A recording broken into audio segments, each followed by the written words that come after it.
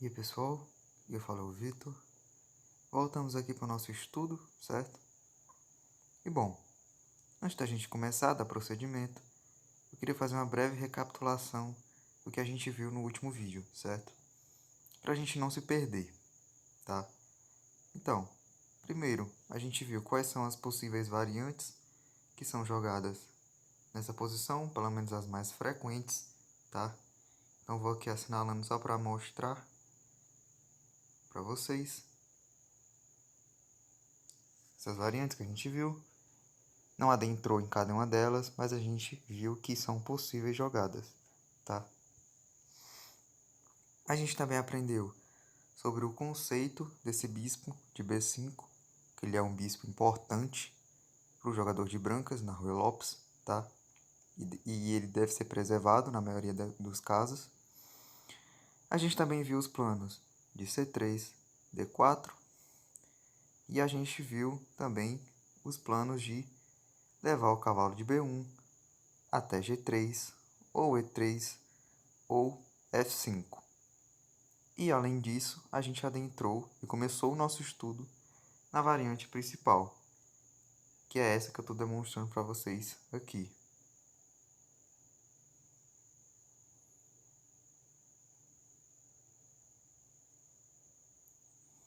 E aí, Roque, H3, essa,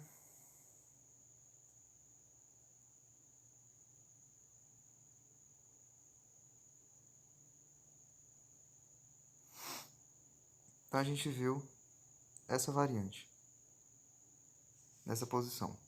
A gente encerrou o vídeo nessa posição. Então tá aqui a nossa recapitulação, certo? Eu quero trazer para vocês, pessoal, nesse vídeo, algumas ideias interessantes que a gente pode aplicar a partir do que a gente aprendeu no vídeo anterior, tá? Então vamos lá, vamos continuar ainda estudando a variante principal, tá? Mas ainda nesse vídeo eu vou estar passando por outra variante, tá bom? Então vamos lá. E4, E5, cavalo F3, cavalo C6 e bispo B5, caracterizando a Rui Lopes. Show? E aí segue A6, bispo A4, cavalo F6, roque, bispo E7, torre E1, B5, bispo B3 e roque. Aqui, pessoal, no último vídeo eu recomendei para vocês jogarem o H3, tá? Porque evita ideias de bispo G4 e faz com que o meu D4 possa ser feito mais futuramente. É claro que tem outras maneiras do preto evitar isso, não apenas com bispo G4, né? Como a gente viu. Mas eu recomendei que a gente jogasse H3, né? E assim, pessoal, esse lance é uma das ideias, tá? Mas tem outros lances com outras ideias também. E aqui eu quero apresentar para vocês um lance muito jogado e é uma ideia que eu quero que vocês tenham quando vocês forem jogar Rui Lopes e caso vocês queiram aplicar, que é o A4. Esse A4, pessoal, primeiro que ele já traz uma ameaça, que é tomar o peão de B5 e quando tomar com o peão de a torre em A8 vai ficar no ar, né? Vai cair a peça. Então aqui as pretas têm que tomar uma decisão. Ou elas tiram a torre do ataque, e aí quando toma, retoma de peão. Ou elas defendem a torre com o bispo, e aí quando toma, retoma, toma de bispo. De volta, né? Eu acho que essa visualização que eu faço com as setas, para os jogadores mais iniciantes, é difícil de ver, tá? Então eu vou mostrar aqui, tá bom? Só para ficar bem claro.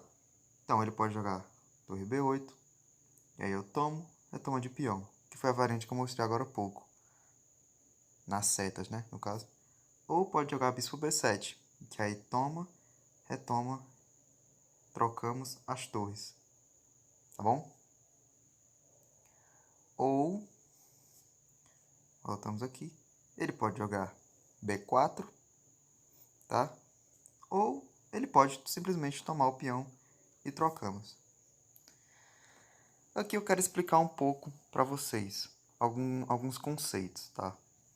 Primeiro que, se ele jogar ou torre B8 ou bispo B7, simplesmente ele se defendeu da ameaça que eu estou ameaçando, que é peão por B5, certo?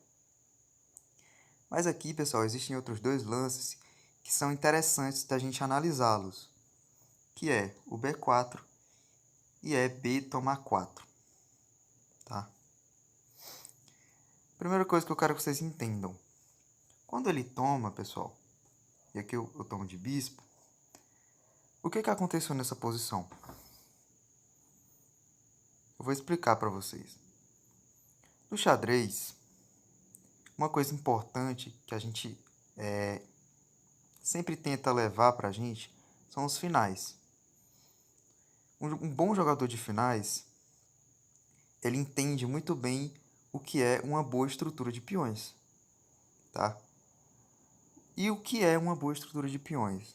Uma boa estrutura de peões, pessoal, são aqueles peões que sempre tem peões ao lado deles, protegendo eles.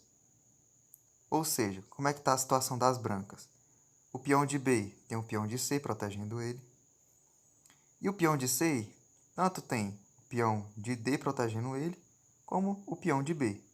E assim, todos os peões têm uma proteção. Até esse peão que está em E4, futuramente o peão de D pode ir para D3 e proteger ele. Então, na minha cadeia de peões, todos os peões têm um defensor que seja um peão, tá?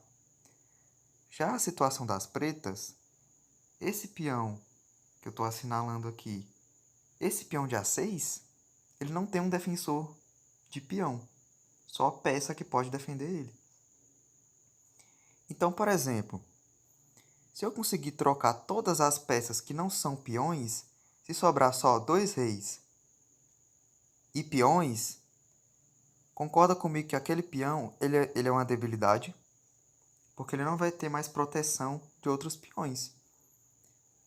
Então o rei vai ter que vir para perto desse peão depois, no final, porque ele sempre vai ser um alvo. Então o que eu estou querendo dizer? Os conceitos de peões para finais de jogo, tá? E vamos lá, eu vou fazer aqui um corte, tá? Para a gente entender melhor esses conceitos de peões, tá? Então vamos lá. Então, pessoal, voltamos aqui. E agora eu quero comentar um pouco com vocês sobre estrutura de peões, tá? Existem alguns conceitos que é interessante que você saiba sobre a estrutura de peões. Eu trouxe essa posição aqui, ó, preparada com vários exemplos de estruturas de peões e como elas podem afetar o seu final de jogo. É claro que as pretas aqui estão ganhas, tá? Porque elas estão com uma peça a mais e alguns peões a mais também. Mas eu fiz essa situação aqui para servir de exemplo, tá bom? Vamos analisar estrutura de peões. Vamos ver primeiro essa estrutura aqui que eu formei. Esses peões, a gente vê que é uma boa estrutura de peões. Por quê? Porque, pessoal, são peões que estão sempre podendo ser defendidos por outros peões. Tranquilo? Então é uma boa estrutura de peões. O rei das pretas, ele também tem uma estrutura de 3 peões aqui. E esses peões podem muito bem se defender. Por exemplo, se o bispo sai, esse peão pode defender os outros dois. Ok? Só que aqui, pessoal, tem um conceito interessante. Esse peão de G7, que está aqui atrás do bispo, esse peão, ele traz a gente a ideia de peão atrasado. O que é um peão atrasado no xadrez? É um peão que, por impossibilidade ou por não poder mover, porque senão vai trazer alguma desvantagem para o jogo, ele é um peão atrasado. No caso, esse peão não pode se mover porque tem esse bispo na frente. Então nós dizemos que esse é um peão atrasado, porque em relação aos outros peões que estão aqui na frente, ele está atrasado. É literalmente que O que quer dizer, ele está atrasado. Pode ser porque tem uma peça impedindo que ele passe, e pode ser por outros motivos. Por exemplo, se ele passar, eu vou perder material, por exemplo. Então aqui se caracteriza um peão atrasado. As pretas também têm outro problema, entre aspas, que é esse peão de D7. Esse peão de D7, pessoal, a gente chama esse tipo de peão isolado. O que é um peão isolado? O peão isolado é aquele peão que não pode ser defendido por nenhum outro peão de qualquer um dos seus lados. Então não tem nenhum peão nem na coluna E e nenhum peão nem na coluna C. Peões pretos, tá? Então, não tem peões que possam defender esse peão de D7. Então a gente chama esse peão de um peão isolado, tá bom? As pretas também têm esses dois peões, de A7 e de A6, que a gente chama de peões dobrados. Peões dobrados, pessoal, muitas pessoas enxergam isso como uma coisa ruim, tá? Porque quando um anda, o outro tem que esperar, é sempre assim. O peão de A7 tem que esperar o peão de A6 andar para ele poder andar, tá? Então, sempre tem essa questão de achar isso ruim, porque você sempre tem que ficar gastando 2 tempos para andar os peões. Só que em algumas posições, peões dobrados podem ajudar o jogador de pretas. E aqui segue a vida, tá? Não vou adentrar muito nisso. Outro conceito interessante, que agora é na situação das brancas, esse peão de B3 e esse peão de C3. Esses dois peões. Quando nós temos dois peões unidos dessa maneira, tá? A gente chama de peões colgantes, tá? É parecido um pouco com a ideia do peão isolado, só que aqui, ó, peões colgantes são aqueles peões que são dois unidos e só eles. E nas outras colunas, no caso aqui a coluna D e na coluna A, não tem outros peões brancos que protejam eles. Então são os peões colgantes, como se fosse um casal, né? Aí um defende o outro. E não vai existir outros peões em volta deles, tá? A gente chama de peões colgantes. Não necessariamente é uma coisa ruim, mas também não necessariamente é uma coisa boa. São peões colgantes, tá? E aqui tem outro conceito também, sobre ilha de peões. O que é uma ilha de peão? Ilha de peões, pessoal, são aglomerados de peões. Aqui, as peças brancas têm um aglomerado de peões, dois aglomerados de peões. Já as peças pretas têm um aglomerado, outro aglomerado aqui e outro aglomerado aqui. Então, seria como se as brancas tivessem 2 aglomerados de peões e as pretas tivessem 3 aglomerados de peões. E estrategicamente falando, pessoal, o que é que, por exemplo, defende os seus peões? É a base, tá? Então, vou fazer aqui um exemplo. Vou colocar esse lance, esse e esse. Para esses meus peões serem atacados, o jogador que está de pretas nunca vai poder atacar esse peão, por exemplo, porque ele está sempre defendido pelo peão de G. E o mesmo vale para o peão de G. Ele não pode ser atacado tão facilmente, porque ele está sempre defendido pelo peão de F.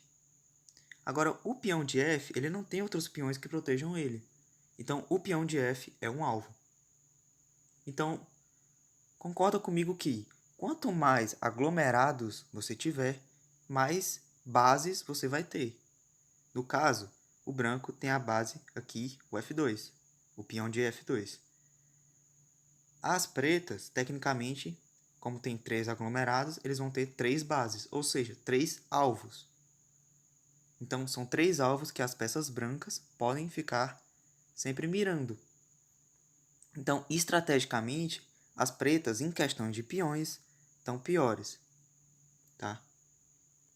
Não nesse caso porque eles têm peões a mais e tudo mais, mas é o conceito que eu quero trazer para vocês, tá? Aglomerado de peões. Então, quem tem menos aglomerado de peões estrategicamente está melhor em uma posição, tá bom? E agora a gente vai voltar para o nosso estudo que a gente estava fazendo na Ruy Lopes. Então, pessoal, voltamos e a gente tinha visto aquela linha que o peão de B toma em A4. E como a gente viu nos conceitos sobre peões, né, existe a questão dos aglomerados de peões. As brancas têm um aglomerado de peões. Se a gente for analisar aqui, tá? São peões aqui, ó, que podem se defender. Então tem um aglomerado de peões. Já as pretas têm dois, que são esses aqui, e esse único aglomerado com o peão de A6. E além disso, esse peão de A6 é um peão isolado, porque ele não tem outros peões na coluna B, peões pretos, que possam defendê-lo. Então aqui, mais à frente no jogo, as brancas vão ficar sempre de olho nesse peão. Entende? Então já é uma debilidade da posição das pretas. Então por isso que não é muito interessante tomar esse peão aqui, porque vai criar um peão isolado. Tá certo? E aqui, pessoal, tem uma ideia muito interessante. Se as pretas jogam B4, a gente vai criar mesmo assim uma fixação de fraqueza. E aqui é uma ideia um pouco mais avançada, tá, pessoal? Uma fixação de fraqueza. E aí as brancas, muitas das vezes, jogam A5. E A5 é um lance muito interessante. Por quê? Tudo bem, o peão que está aqui em A6, esse peão que eu estou assinalando, que está em A6, ele não é um peão isolado, tecnicamente. Porque, ó, na coluna B tem um peão preto. Só que, pessoal, esse peão preto ele não consegue defender o peão de A6. Ele não consegue voltar para defender o peão de A6. Então, indiretamente, eu criei um peão isolado. Porque esse peão não consegue mais voltar.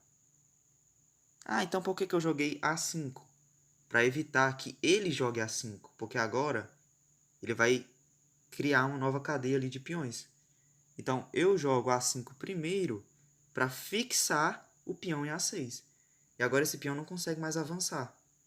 E aí é como se eu estivesse fixando uma fraqueza. E aí eu vou ficar batendo nessa fraqueza depois. Tá? Então, muitas das vezes, o que o jogador de pretas faz para evitar esses planos é jogar ou torre B8, que aí o jogador de brancas já troca aqui, como eu mostrei, ou bispo B7, para evitar essas ideias, tá? E é muito interessante essas ideias, tá, pessoal? Sobre os conceitos de peões.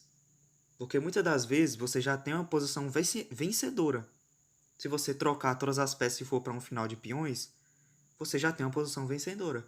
E muitos jogadores não sabem disso. Preferem manter as peças e muitas das vezes é só questão de você ver o que é mais simples. O que é mais simples? Eu trocar as peças e levar para um final de peões que eu tenho vantagem ou continuar jogando, né? Mantendo as peças. Então aí vai de jogador para jogador, tá, pessoal? Não estou dizendo o que é a decisão correta ou não, tá? Mas eu estou apresentando as ideias para vocês, que é o intuito desse vídeo, tá bom? Então tem essa ideia de jogar A4. Eu recomendo que você jogue H3, porque eu gosto e tem um bom motivo para isso. Eu vou explicar mais à frente, tá? O A4 também tem um bom motivo para ser jogado, assim como o H3, e não só pela explicação que eu dei aqui. Então, o que é interessante também você pensar é que lances que trazem mais de uma ideia são sempre bons. Sempre bons, na grande maioria das vezes. O H3, eu falei para vocês que ele traz a ideia de impedir o bispo G4, mas tem outra ideia por trás do H3 também, que eu vou explicar mais à frente, como eu disse. E é a mesma coisa do A4. Além de toda essa coisa de estrutura, de peões que eu falei para vocês, também tem outras ideias que esse lance traz, tá? Outra ideia que esse lance traz. Eu vou explicar. Vou explicar para vocês, tá bom? Vamos lá. A partir dessa posição, o que eu recomendo para vocês jogarem é H3.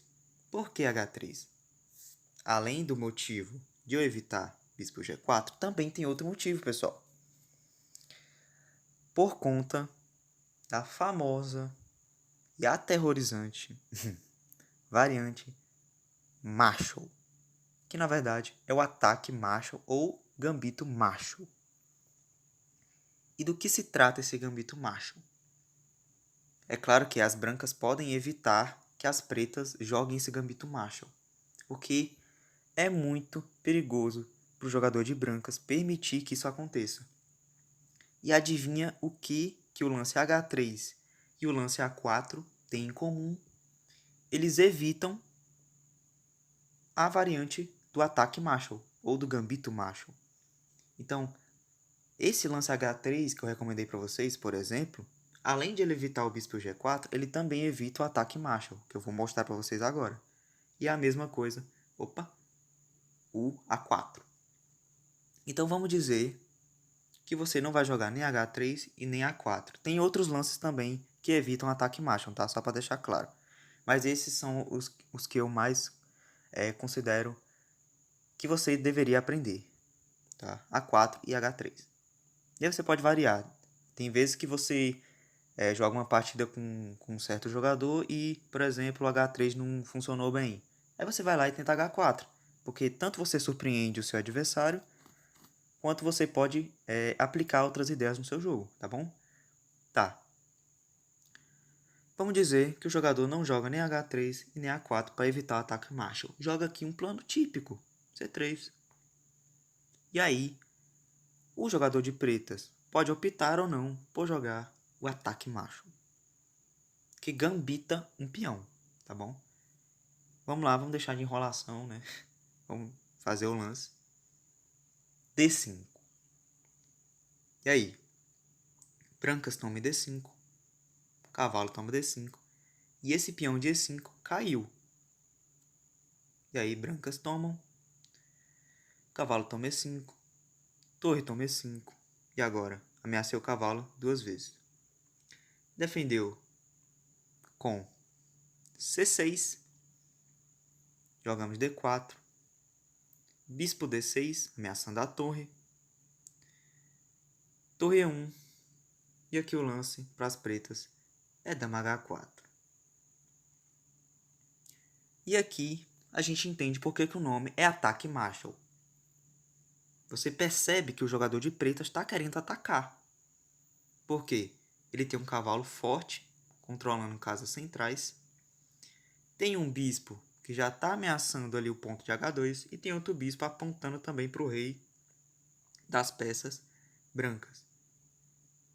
Então, as pretas elas querem dinamizar o jogo. Elas querem atacar o rei das pretas aqui, certo? E esse é o ataque Marshall. Esse ataque Marshall, pessoal, é uma coisa, assim, muito complicada para o jogador iniciante. Porque pode até parecer inofensivo o que as pretas estão fazendo aqui.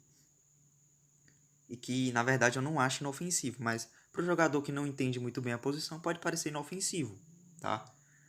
Mas essa posição tem o seu veneno. E não é recomendado que o jogador de brancas deixe que essa posição aconteça, tá? É por isso que existe aquelas variantes que eu mostrei para vocês que evitam esse ataque, tá? Então vamos lá. Eu quero mostrar um pouco das ideias aqui dessa posição. Primeiro que as pretas estão ameaçando o ponto de H2 com 2 peças. E qual é, assim, o problema em si desse ataque Marshall? Porque as brancas têm que jogar muito precisas para não perder em 5 lances aqui, certo? Então, jogar preciso, falar em jogo preciso com um jogador iniciante é muito difícil, tá? Porque o jogador iniciante não tem as ideias tão reforçadas assim na mente. Então, para ele cometer um erro aqui é muito fácil. Por exemplo, um jogador iniciante pode considerar jogar H3, que já leva sacrifício aqui. Tudo bem que com H3 ele defendeu aqui a ameaça de dama por H2 ou bispo por H2, né? Jogou H3 e impediu que a dama chegasse até essa casa. Ou defendesse o bispo caso ele viesse, né? Só que aqui leva bispo toma H3. E aí as brancas vão pensar, jogador iniciante que não conhece a posição. Tudo bem, ele sacrificou uma peça, eu vou tomar essa peça. E aí vem dama H3. E aqui, pessoal, as brancas, pela avaliação do computador, estão perdidas. O que o jogador iniciante vai pensar aqui? Olha, ele me entregou uma peça, né? Eu já estava com o peão a mais, porque ele tinha gambitado, né, lá atrás. Então, o que eu penso, sendo jogador iniciante? Se eu estou numa vantagem, eu quero trocar peças para eu chegar num final, ganho, e poder transformar a partida numa vitória. Então, o que o jogador de brancas vai pensar? Vamos trocar peça, né? E ele pensa, vamos tomar o cavalo de D5. E aqui, pessoal, as pretas, na verdade, não precisam nem retomar esse bispo. Porque simplesmente vem o ataque bispo H2 cheque. Bispo H2 cheque. Primeiro, o rei não pode escavar para F1 porque a dama protege essa casa. E o rei não tem qualquer outra casa disponível que não seja H1. E H1 leva bispo G3, cheque descoberto. O rei não pode ir para nenhuma dessas casas, então rei G1 forçado. E aí tá levando dama H2 cheque, rei não pode ir para nenhuma dessas casas, rei F1 forçado e por último, dama F2 checkmate. Tá? Isso aqui é só uma das ideias que podem acontecer, tá? Não é um lance, não são lances assim 100% forçados, mas é uma das ideias que é bom que o jogador de brancas conheça. Então a gente viu que o H3 aqui não funciona. Então qual é o lance aqui de defesa? G3. E G3, pessoal, tem um problema. Porque essas casas brancas aqui em volta do rei ficam com a debilidade. Ficam fracas, na verdade. Porque o bispo branco, que controla essas casas, de casas brancas, olha onde é que ele está. Ele está aqui, ó.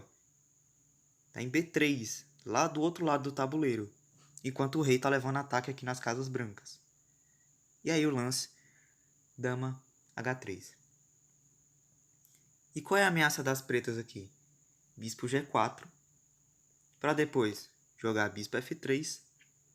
E aí dá mate com dama G2. Certo? Qual é a variante principal aqui? Ou você, assim, uma das variantes, né? Ou você vai jogar bispo E3 ou cavalo D2. Tá?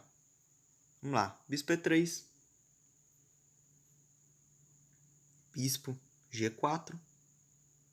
Dama D3, tá? Aqui é por isso que é tão difícil você jogar essa posição de brancas. Porque o jogador de brancas nessa posição, ele pode não entender a malícia do bispo G4. Ele pode jogar, por exemplo, dama D2. E aí leva bispo F3. E como é que defende o mate em G2? O rei não pode escapar porque a dama protege essa casa. E pra cá não vai ter diferença nenhuma, até porque o rei não pode chegar até essa casa. Vai levar mate e acabou a partida. Então, tem que jogar aqui dama D3, porque quando vier o bispo F3, tem dama F1 e defende o mate. Tá? Primeira coisa. E aqui, pessoal, as pretas elas vão começar a vir com as ideias muito tendenciosas para cima das pretas, tá? Um lance aqui que as pretas podem fazer é A4 para tentar abrir essa coluna e buscar contra-jogo, né? Elas querem desviar a atenção das pretas, porque esse ataque aqui tá vindo fulminante. Só que uma ideia das pretas, pessoal, aqui nessa posição é trazer torre E8 para jogar torre E6 e trazer a torre, olha para onde? Para cá. Quando essa torre chega em H6, esse peão de H2 vai começar a ficar em ameaças aqui, ó. É claro que para ele jogar torre E8, torre E6 e torre H6, primeiro ele tem que tomar o bispo de E3, tá? Mas isso, por exemplo, ele pode fazer agora. Aí. imagino que retome de dama, né? Para poder ameaçar o bispo. E agora as pretas vão fazer aquela ameaça para trazer a torre para cá e começar a bater nesse peão de H2. Então, pessoal, é uma coisa assim não recomendada para o jogador que está jogando de brancas. Você que está jogando de pretas essa posição, por exemplo, você vai enfrentar um jogador de Rui Lopes e ele não faça um lance que defenda esse ataque. Aí você pode aplicar esse ataque, tá? Contra um jogador experiente, ele vai conseguir defender, se ele conhecer a posição, né? Ele vai conseguir defender. E o jogo tende a ficar um pouco pior para as pretas, porque se o jogador de brancas jogar bem, jogar certo, os lances corretos, não vai ter pro jogador de pretas não, tá? Agora, se for aquele jogador mais iniciante, que não conhece tanta posição, vai ser difícil demais dele conseguir bater as pretas aqui, tá? Então tem essas ideias aí. Agora a gente vai ver por que aqueles lances que eu recomendei para vocês evitam esse ataque, tá? Esse ataque aqui é forte, tá, pessoal? Até jogadores experientes sofrem nessa posição, tá? Voltando aqui. Por que o H3 evita o ataque macho, né? Gambito macho, né?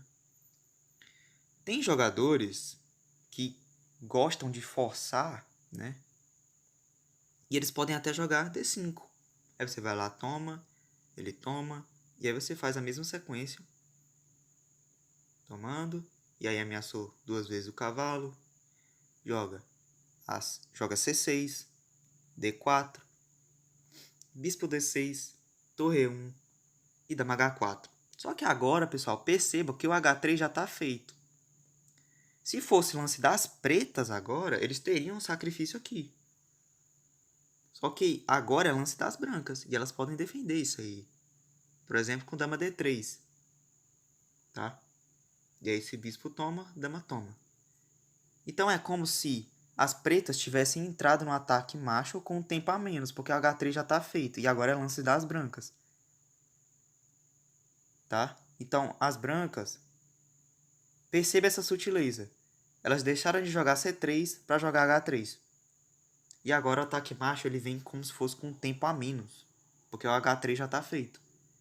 Então esse H3 é um lance que evita o ataque macho ou deixa ele mais fraco. Tá?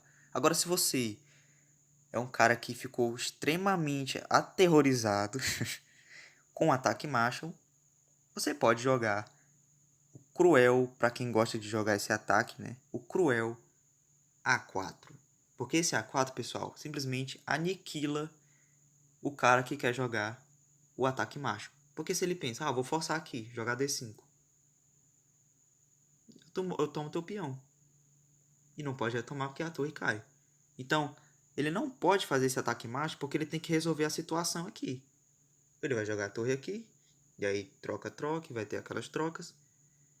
E aí ele pode até forçar com D5, né? Pra tentar o macho de novo, a qualquer custo. Mas já não vai valer a pena porque não vai ter uma vantagem tão clara, né? Ou pelo menos um ataque tão claro, né? Então, é uma coisa que o jogador de pretas, depois de A4, já não deve mais cogitar fazer esse D5, que é o ataque macho, tá, pessoal? Então, na variante principal, são essas as ideias que eu quero trazer para vocês, tá, pessoal? De resto, mais à frente, nessa mesma variante principal, a gente vai ver outros exemplos, tá? De jogadores famosos jogando essas posições. E aí a gente vai ver as ideias que eles trazem nessa posição, tá?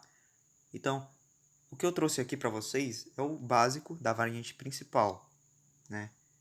E aí, a partir das outras variantes, a gente vai trazer outras ideias, ok? E quando a gente tiver com a base de ideias de todas as variantes, a gente vai começar a ver partidas exemplos, tá? E essas partidas exemplos, pessoal, são muito agregadoras para o seu jogo, tá? Você vai entender como é que os jogadores fortes pensam, né, em cada lance. Vai entender que cada lance tem uma lógica, cada lance tem as suas peculiaridades, tá? E é muito interessante você estudar a partir de partidas, principalmente comentadas, né? Então, por enquanto, eu quis trazer um pouco dessas... um pouco dessas nuances aqui na variante principal, mas a partir do próximo vídeo a gente vai adentrar outras variantes. E como tem variantes, essa abertura Rui Lopes, tá, pessoal? Embora, assim, a gente não queira recomendar tantas coisas assim, tantas variáveis para um jogador iniciante, só que a Rui Lopes, ela tem uma diferença, assim, que é interessante. Você aprende a jogar xadrez, porque a gente está aprendendo conceitos, né? Então, mesmo que sejam muitas variáveis, é bom que a gente aprenda, porque tá agregando no nosso jogo, não só nas aberturas, tá, pessoal? Então, é isso que eu queria deixar para vocês nesse vídeo, tá? Vamos dar procedimento aí nos próximos vídeos, a nossa série. Espero que tenham gostado, tá? E até a próxima.